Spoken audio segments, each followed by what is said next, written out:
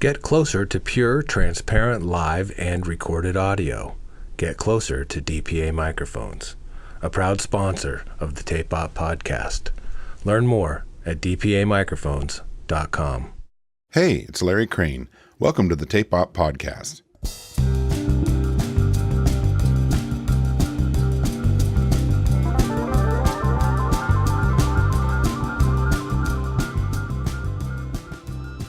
We interviewed Ryan Hewitt back in 2007 for Tape Op issue 61. A lot can happen in 10 plus years, so we thought it'd be a good idea to check in. Online publisher Geoff Stanfield caught up with Ryan to talk about his mobile recording pioneer dad, David Hewitt, Rick Rubin, Phil Ramone, his recent move to Nashville, and to just generally chew the fat. Enjoy. We chatted earlier, and there were too many trucks and car horns and people interrupting us talking about, reality TV shows and the like. So we thought we'd take another stab at this. One of the things that we talked about was the way that you got into this business, and that was sort of unique in that you grew up with it. Your dad being one of the pioneers of mobile recording. So I was curious about that, and really just backing up further, you can speak for your dad. How did your dad get into that business? I think that was sort of an interesting story you were telling me. Well, I don't know that I've gotten the full truth about that. He's opening up a lot more as he gets older with, the real stories. But the way he tells it is that he originally set out to become a race car driver, and he was way into mechanics and building hot rod cars and stuff like that. I think his first car was like a 56 Beetle that he put a Porsche engine into when he lived in Germany. His dad was in the Air Force. And he got back to the States, went to mechanic school, and I think he moved to Philadelphia in the late 60s. He was working actually at, I think, a few different car dealerships in Jersey and actually in Bucks County, where we wound up moving in the 80s, when I was like 13 years old. He worked for Al Holbert's Porsche dealership and was a mechanic there. And in any event, he was always into music, had a girlfriend who was a singer, and she went in to do some demos or whatever, and he went to the studio with her and observed subpar engineering happening, and he's like, shit, I could do this better. And I don't know if he kicked the guy out of the chair at that moment or if he studied up a little bit and came back. That's sort of where I lose the story a bit. But he, however he wound up getting into it, he wound up working at Regent Sound in Philadelphia, like one of the top studios there back in the day. It was run by Bob Lifton, who became a family friend when I was a kid. And he, worked his way up through engineering and assisting in engineering, all that sort of thing. And then somehow they had to do a mobile recording date, and he contracted the record plant in New York, White Truck. I think that was in 70, 71 maybe.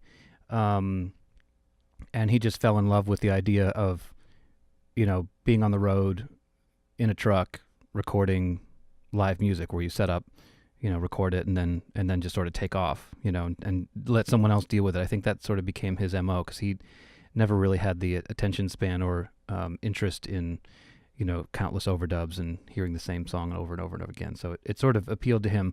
And I think at that point, he went back to the studio, went back to Regent, and set off. And then after that, decided he wanted to go to he wanted to try his luck in California. So my mother and he drove across country in their Volkswagen camper, in their 1972 Volkswagen camper. And he wanted to get a job at the record plant in Sausalito.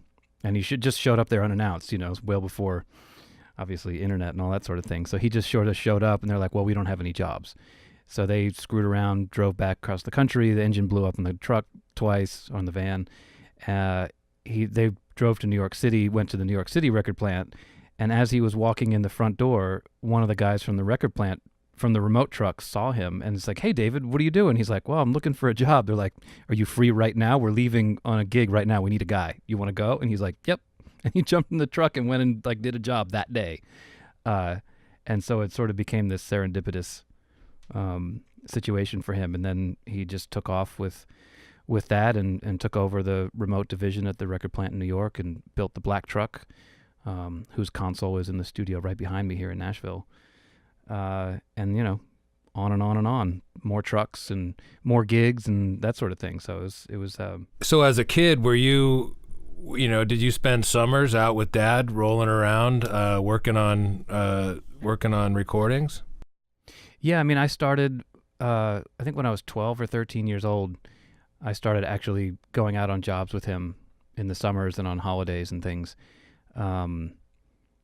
Started off as the intern. I used to polish the fuel tanks on the truck and polish the wheels and clean things and, vacuum the cab and change the sheets when the drivers would do long stints and whatever.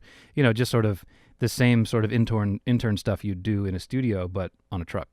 So lots of cleaning, lots of coffee getting, lots of drink getting, lots of running cables and pushing cases and that sort of thing. But yeah, it was pretty awesome. So like while my friends were working like, flipping burgers and shit, I was backing up my dad and other engineers and producers and stuff, doing live recordings. So I think I met Jimmy Iovine when I was 13 years old on a U2 gig with Dad. That was pretty exciting. Yeah, I mean, were you interested in recording at that point in your life, or did you find that intriguing, or were you just sort of like, man, this is a cool summer job? I mean, it was just what my dad did, And I remember actually sort of a specific point where when I realized exactly what was going on, when I realized what my dad did is cool and that other parents didn't have cool jobs in suburban New York and then, rustic country, Bucks County, Pennsylvania. And I remember I used to talk about it a lot once I figured it out. And anytime my friends would mention a band my dad worked with, I'd be like, oh, my dad recorded them. And at one point, a friend of mine turned around and says, you know what? No one gives a fuck what your dad did. Shut the fuck up. And I never spoke about it again, but I would just, it was just part of my life. And at that point I realized this is cool. And, and it's a weird place to be sometimes. So I never really brought it up. I never really talked about my dad once I got into the studio, during summers in college, things like that. I would use it as my trump card, my back pocket kind of thing, where if the session was going wrong and I knew the client knew my dad, I would say, "Oh, you know my dad, right?" And then everything would be cool. And so you ended up, I think you mentioned before that, you were interested in it at that point, but they said, you're going to college, dude. Yeah, I mean, I was in bands in high school and stuff like that. And I remember I did like a senior project in high school where I recorded my band and did all this promotional material and all this crap. Thankfully, I've lost all that. But yeah, I mean, I realized that I enjoyed it, that it was fun, that it was sort of in my blood, I guess. Like, being a second generation engineer seemed like a smart thing to do. And it seemed attainable, But yeah, my mother was not very excited about me wanting to go into recording. She wanted me to be an architect or something like that.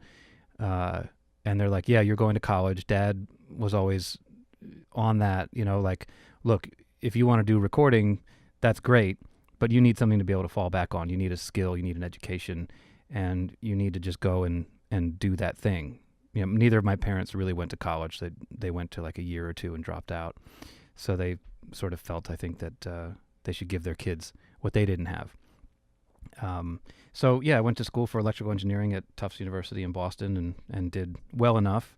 But that's actually, ironically, that's where I really discovered that I loved recording, because it was far more exciting at the time. So this was in the early 90s, where I'd rather be recording stuff on tape than sitting in front of a computer. And so here we are now, sitting in front of computers. And you were like the AV manager for the school, right? Oh, it's so nerdy. Yeah, I ran the sound system or the sound company at the school. So Tufts Lighting, Sound and Video, TLSV. We had a little truck to carry shit around, and I would steal it on the weekends and go on beer runs and stuff. But yeah, I ran the sound company and upgraded from some crappy old console to a Mackie 8 bus, which was state of the art at the time, state of the art mediocrity at the time. But it was cool because I had the keys to the storage space, and in the middle of the night, I would invite bands in and do like live 2-track demos for like all the bands in school, which included Guster. They went to Tufts and have since blown up. I didn't actually do a demo with them, but I would record. Remember on the Mackie that had like the 2 stereo buses that you could do 2 independent mixes for. So whenever I did front of house for a band, I'd bring my little portable DAT machine and hook it up to the B bus and have headphones listening to the second stereo bus and hand them a tape at the end and ask for another $20 or something. Just try to make a couple bucks and have fun and try to impress people. Yeah. And so after you were in Boston, you've obviously got an interest in recording. Is it at that point that you moved to New York and you started interning? Was it at Sony?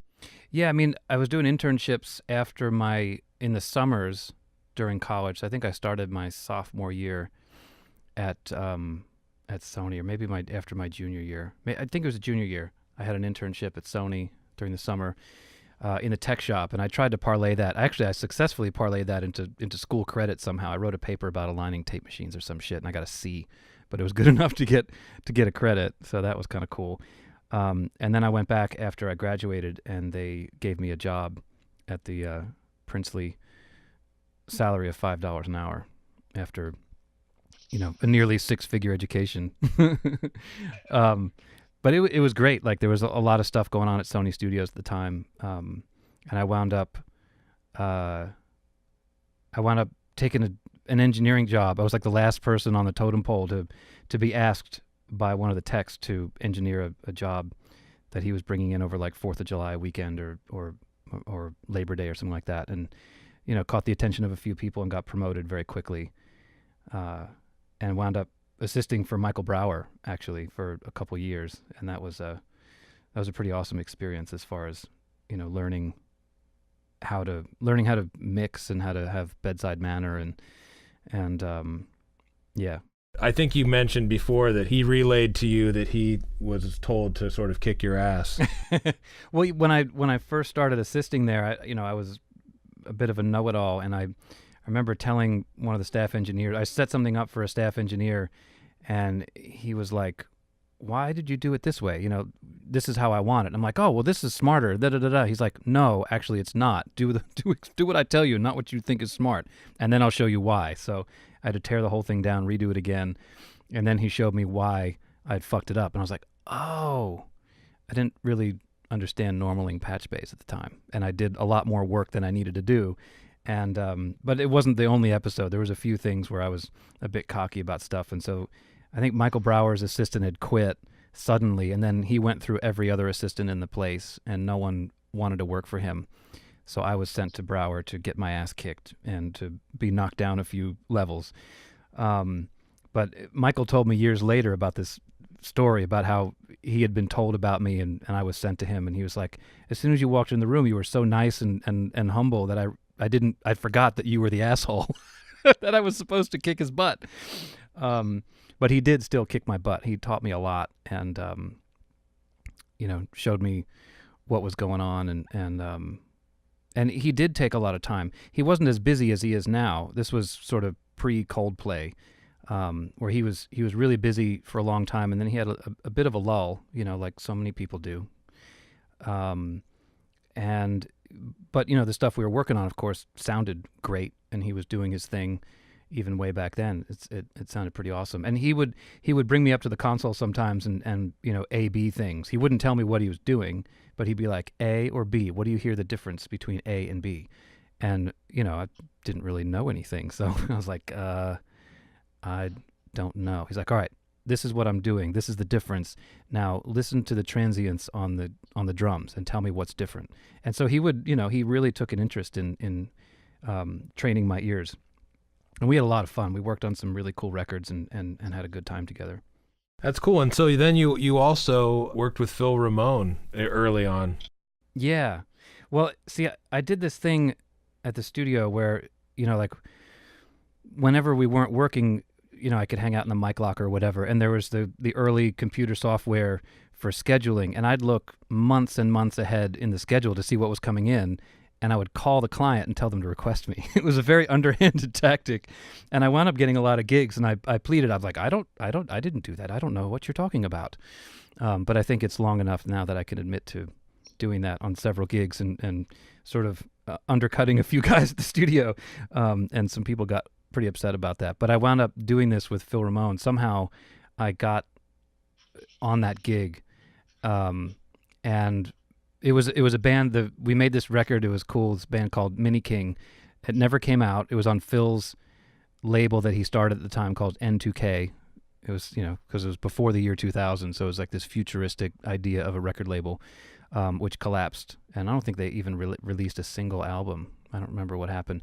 But the singer, anyway, lives here in Nashville, and we're still good friends 20-some years later. But yeah, working for Phil was pretty incredible. He was the ultimate smooth operator. He had like the ultimate bedside manner, and his shtick with people was just so great. His musicality, his instinct was amazing. The way he conducted himself and the session was so cool. I remember there was one point where we were doing a string date for the session, and a microphone went down, and I started to have a bad temper like my dad did, and he just sort of took me aside and poked me in the chest. He's like, "You can do that shit on someone else's session, but when you're working with me, you stay calm, keep it in control," and I just like took a deep breath. I'm like, all right, I got this. Yeah. I mean, and those are the moments, right? Those are those sort of pinnacle key moments that you remember. You probably don't necessarily remember somebody showing you a setting on a EQ or compressor, but Phil Ramone telling you to relax or take it out the door, Yeah, I think about that a lot because I have fixed a lot of issues with my bad temper, but occasionally it still flares up. But usually it's at an inanimate object. I broke a guitar pedal the other day because it was fucking up on me. Thankfully, it was a cheap one. But there's also stories. Phil even told a story himself about how he was engineering something, and back in the day, that would have been the early '60s, and a U-67 went down, and he threw it against the wall because he was so angry. And I was like, holy crap! Oops. He was like, it's my studio. I can do what I want. So much of production is the psychology of dealing with people rather than the technical. Yeah, it's like 90% psychology being a producer, I think. And you can tell the difference between someone who knows what they're doing and someone who doesn't by how they interact with the talent and how they encourage people to be creative and encourage them to work, because at the end of the day, making a record is still work. It's not, oh, just play it, put it in the computer, and that's that. I think that the really creative, professional producers understand how to make people work without them thinking it's work. They're getting takes and takes and takes until it's great. And the mediocre ones are like, oh, that's fine, that's good, but it's got to be great. If it's not great, what are we doing?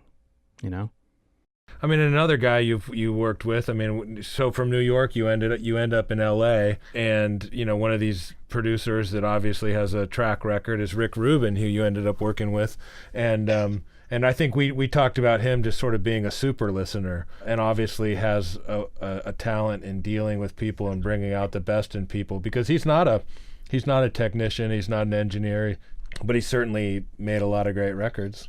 Yeah, he's a listener and a fan.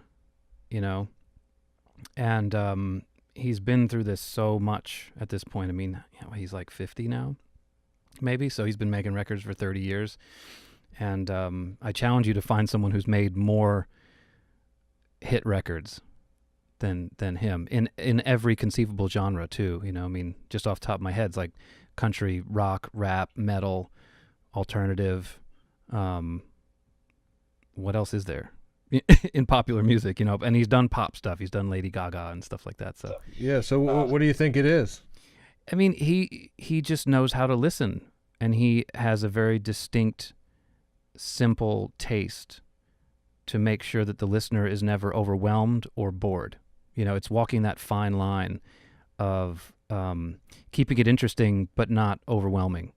I always like to tell people this story about how, everyone says, "Oh, Rick's never in the studio, and he disappears and whatever." And it's like that's old Rick. That's how Rick, I think, used to be. He earned a reputation for that, and I think he had to back that down. He had to back off that reputation so that he could. I don't even know why. Probably because it's a bad reputation to have. But in my experience with Rick, he's there for the important parts.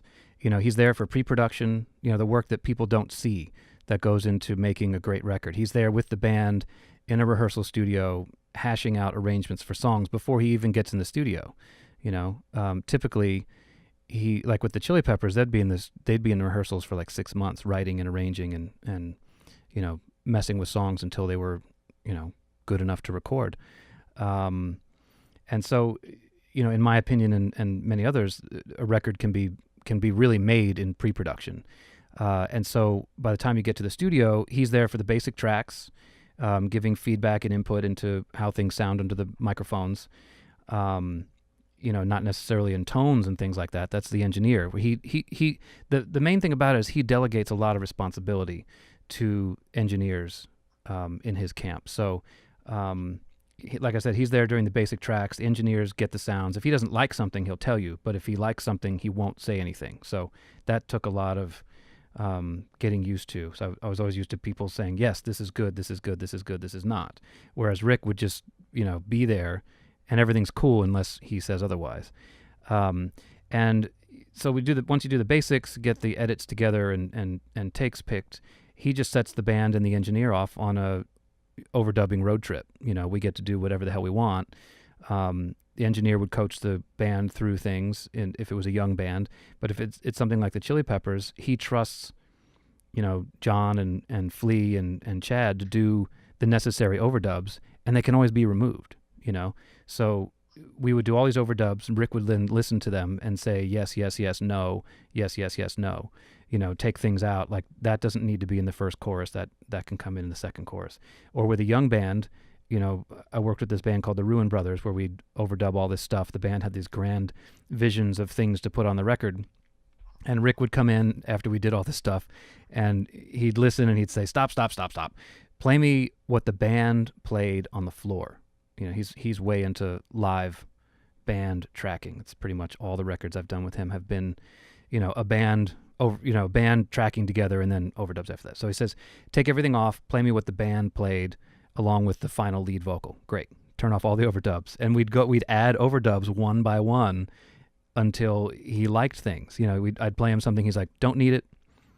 Next thing, don't need it. Nope. Oh, that's good. Second chorus. Okay. Save that one. And we go through this process for like an hour and sculpt all these overdubs. And then he's like, cool, put your headphones on, balance that, play it back for me. And so I'd dick around with the levels and stuff and play it back for me. And then he'd stop again. Don't need that. Or, you know what, we actually need something there. So it becomes this sort of, he plays the arranger and he's listening from his couch and vibing on the whole thing and is able to make decisions. But at the same time, that involves trusting the band and the engineer to come up with great parts. So it's a tedious way of making records because you're doing 2 steps forward, 1 step back a lot of times. But at the same time, he's not there saying cutting things off at the knees, and he's also keeping fresh ears, and he's able to step back and listen to the thing as a whole rather than like these minuscule little parts. And I've worked with a lot of people who make who micromanage everything and dismiss great ideas, before they're even realized because he doesn't understand necessarily what's happening. But, that's why Rick sort of functions in that way. Because he's just like, you just do you do your thing, put whatever the fuck you want on the song, because it can always be taken off, And it's interesting to see what types of musicians are precious about the parts that they've put down and which ones aren't. It's interesting to see where that ego lies and where that creative genius lies and how people are able to deal with things being peeled off the song. Sometimes it's a bit contentious, but it's always interesting, especially from my perspective, Yeah, I mean, I think you touched on something that was really interesting and kind of critical, which was that he brings great people into the mix and lets them do their job. Yeah, I mean, what's the point of bringing a great engineer or a great musician in, or working with a great band if you're not letting them do what it is that they do? Well, it's easy to say, but I think a lot of people don't. There are many circumstances where that doesn't happen. You know? Oh yeah, I've been in those circumstances, and it sucks. It's like you just plug one of my ears, please. You know. Yeah, and it's, I mean, I think that the spirit of collaboration, when you bring good people together, yields great results. Yeah. Well, that's what I mean. That's also what's interesting is, like, if you're a producer and you can afford to get the best people on your record, you're going to look fucking great. You know? But if you get these great people and then don't let them do their job, you look like an idiot. Yeah. The thing that sort of put you on the map and was a breakthrough moment for you was working with the Chili Peppers on Stadium Arcadium. Can you tell me a little bit about how that went down? Yeah, I mean, backing up a couple years before that, I wound up the short version of the story. I wound up moving to LA to work for SSL, and we installed a console at Cello, which is now called East West. And I ran into Jim Scott after being in LA for almost a year, and Jim's assistant had just quit. So this is like a kind of a theme. Brower's assistant quit, and then Jim's assistant quit. And, we had seen each other in the halls a few times while I was working on the console, and, I had met him in New York. He said, "Oh, what are you doing here working for SSL? Oh, you should be, in the studio." A couple weeks later, his assistant quits, and he's like, "Hey, man, do you want to come work for me?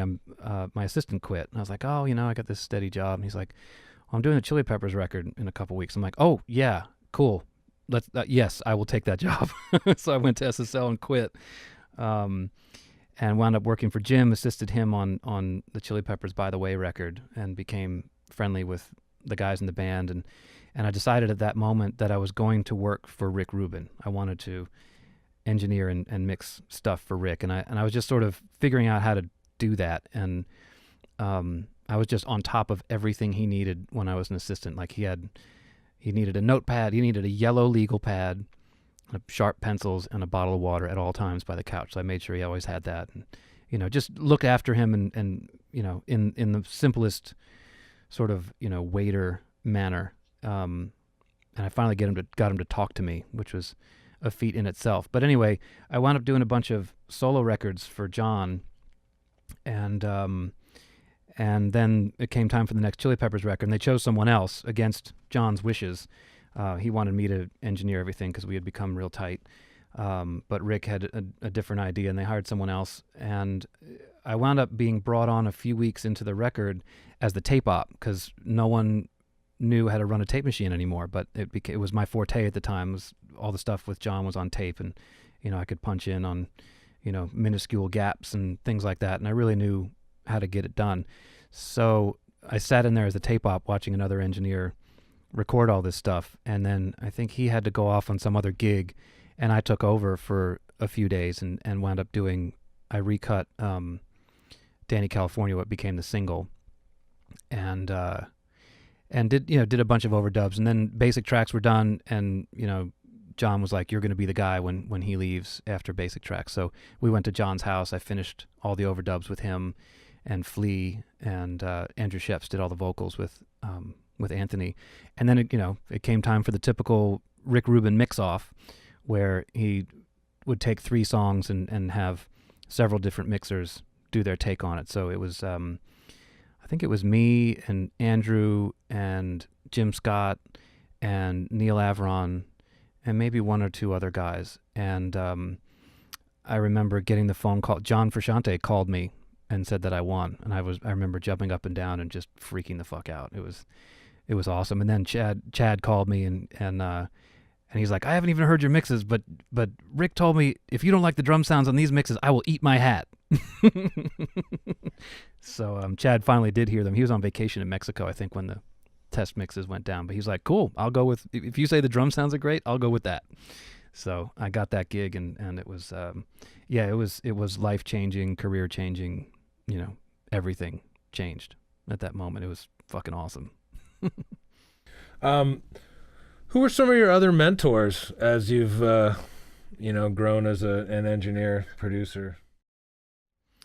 Well, I mean, there were people I worked for, and there were people that I just sort of hung out with, or assisted or became friendly with. But I mean, going back to New York, I worked with Elliot Shiner was a big influence on me, and we're still good friends. He's a family friend. Worked with my dad for years in the truck.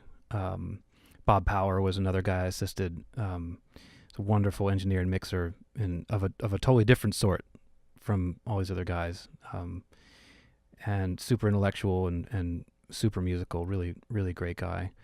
And then in LA, I worked with, once I started engineering more, I worked with Jerry Finn, who was a punk rock producer. He did like Green Day and Blink-182, Alkaline Trio, then wound up doing some Morrissey stuff. And we did a few records together, and he wound up having passed away of a brain aneurysm suddenly at age like 39.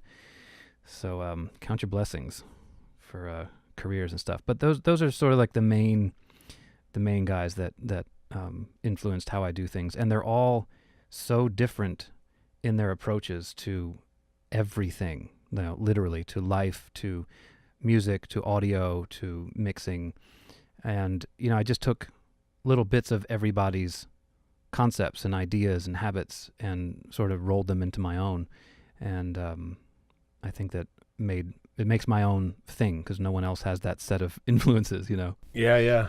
I mean, what sort of things now that you're a little bit, you're more in the driver's seat in terms of being one of the people that, aspiring producers and engineers look up to, what are the things that you feel are important to pass along in the tradition of recording? I mean, the things that are most important to me are basic concept of paying attention, and doing things correctly. And there's not always time for that, which is the travesty of modern recording, I think, where people just throw shit together and expect it to sound great. The concept of getting the sound at the source and getting the sound on the way in to whatever your recording device is,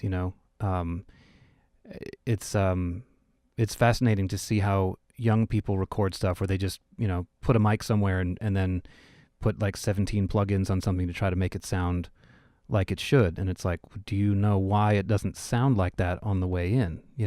Have you experimented with mic placement? Does the guitar sound good to begin with? Is the drum in tune with itself? Does the drum sound in your ears the way you want it to, the way you envision it sounding? The concept of people recording a drum kit merely as a way to trigger shit, which is cool for a certain kind of music, but why not get a great sound on the way in? I don't know. That's my main gripe. Look, you don't have to, the kids, I'm going to use that word generically for people younger than me. Kids are not making the same kind of music that we made. They're breaking new ground and all sorts of new shit. So I can't really sit here in my ivory tower and tell them how to record shit that, recording drums need to sound like drums. I mean, maybe they don't want that to be the case. And, I listen to a lot of new young music and it fucking kills me. It floors me in a lot of cases that how cool it sounds, and they're doing something different. So I applaud that for sure. But at the same time, like some of these records, like when I turn off my engineer brain, they're wonderful. But then I listen to them with my engineers, and I'm like, oh man, if this was, a little bit more this, it would be so much more rad. And if this was a little bit more this, it'd be so much cooler. And then I'm thinking to myself, well, would it be? Is what's catching my ear the fact that it's not, or is it just a great tune? Like, what's the story? Like, what am I hearing? What's affecting me that I love this song so much? Is it the engineering, or is it the songwriting? Is it the, programming or whatever? There's so many different things to a song that will catch your ear that, there's things out there that we know sound like shit, but we still love them and listen to them on a daily basis. So, again, who am I to fucking criticize people making cool music, the quote unquote incorrect way? I don't want to become a jaded old fuck yet. Yeah, not yet. You can... Not yet. I got a few years. Soon enough. Phil, you moved down to Nashville. There's a perception of Nashville being a little bit of a country music, puppy mill, factory for music. How's that move to Nashville been for you? It's been good. I mean, LA was wonderful. I was there like 16 years or so. And at a certain point, it just became, it just got old, It's like doing the same thing over and over again and with the same sort of thing.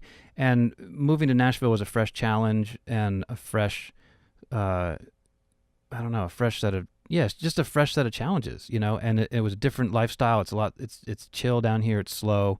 People say LA is slow, and it's not. It's actually, it's very, very fast paced, but there's this sort of facade of slow and chill and everything's cool, but it's not. It's actually really hard living, being in a city like that, to be honest. And it just sort of grated on me after a while. But yeah, down here it's low key. There is that factory mentality in certain places, but you don't have to be part of that. It can exist in parallel with whatever it is you want to do. I didn't come here to make country records. I came here to have a life, to have space and time added back to my life that I felt was taken away by living in big cities. This is actually the smallest town I've lived in since I left Doylestown, Pennsylvania. So yeah, there's a lot of great rock and roll going on down here. There's a homegrown music scene that's happening. I mean, there's like punk rock happening here. There's, alt rock. There's, Americana. There's everything you could possibly want to do or play or record is here. We have some of the best studios on the planet down here. We have the biggest microphone collection on the planet at Blackbird Music, the Blackbird Studios. My studio's in Berry Hill. There's 60 recording studios in 1 square mile. So, if you want to complain about something, it's not that. Yeah. So I mean, how does that work? I mean, with so much concentration, how are people working? Everyone's working. I mean, maybe not every single person all the time, but people are busy. It's like your reputation depends on it. And, people know there's so much music happening here. There's so much going on so many different levels that there is always something to do. And you know what? If there isn't, take a fucking day off and enjoy it. So if I don't have anything to do for a day, I'm like, cool. I'm going to go, screw around in my yard or take the dog for a walk or go to a museum or go see shows or whatever. There's plenty to be doing besides always working. But, no, I mean, it's sink or swim. If you don't have talent, get out of the way. But that doesn't really last much here. Like if you don't have the talent, you don't stick around very long. I mean, everyone I know who's got a studio in Berry Hill is pretty consistently working. So I can't make any complaints about that, and I don't think anyone I know down here really can either. Thanks again for taking the time and doing part 2. That other interview will have to be like an archive thing that we dig out. Oh, dude, it's my pleasure. I missed talking to you. It's like we had so much fun that week. I was like.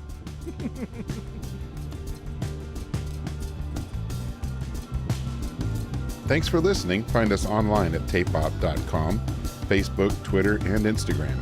Until next time.